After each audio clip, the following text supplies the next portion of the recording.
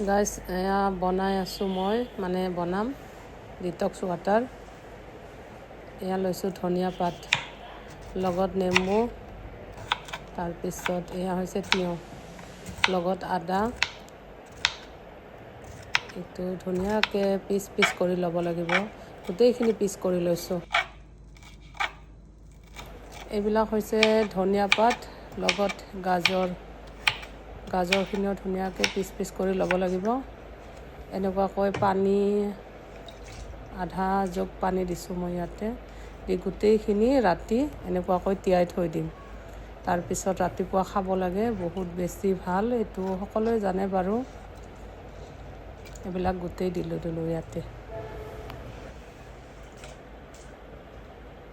শেষত দিব লাগিব ইয়াতে পদিনা। এয়া পদিনা দিলোঁ অলপ বেছিকৈয়ে দিছোঁ, পদিনাটো দিলে ভাল, আকৌ বেছি ভাল। তাৰপিছত এয়া টুকমা লগতে চিয়া চিড, এইটোও তিয়াই ৰাখিব লাগিব, ৰাতিপুৱা মিক্স কৰি খাব লাগিব। এনেকুৱাকৈ ৰাতিপুৱা পানীখিনি খাব ল'লোঁ, লগতে টুকমা। এইবিলাক খালে বহুত বেছি ভাল।